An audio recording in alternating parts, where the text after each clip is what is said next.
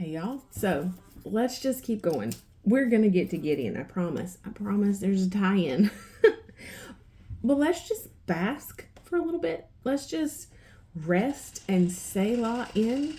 Please do not be coming in here again. Yeah. No, the air must have just come on. Bask in and Selah in the one in whom we serve, the one in whom we have placed our trust. So he is above all. I want to read it from the Amplified, what we read yesterday. So this is Ephesians 1:9.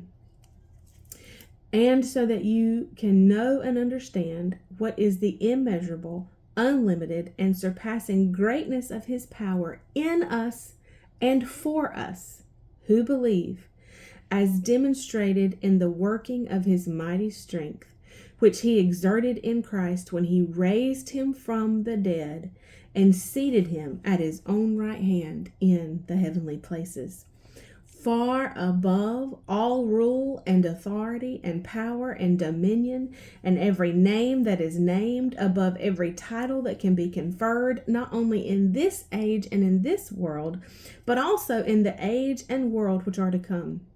And he has put all things under his feet and has appointed him the head and the supreme head of the church, which is his body. The church is the fullness of him who fills all in all. For in that body lives the full measure of him who makes everything complete and who fills everything everywhere with himself. And then, all right, now we can go to Colossians. Just a couple of chapters, or books over. We just need to read it all. Can we just read it all? All right. Colossians 1, verse 15. Now he is the exact likeness of the unseen God. He is the visible representation of the invisible. He is the firstborn of all creation. For it was in him that all things were created in heaven and on earth, things seen and unseen, whether thrones, dominions, rulers, authorities. All things were created and exist through him, by his service, intervention, and in and for him. That is what we read in John chapter 1.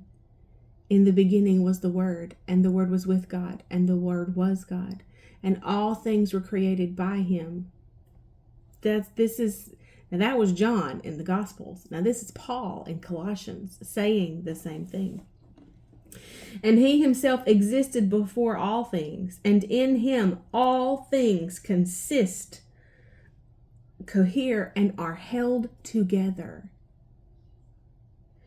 He is the head of his body, the church, seeing he is the beginning, the firstborn from among the dead, so that he alone and in everything and every respect might occupy the chief place, stand first, and be preeminent.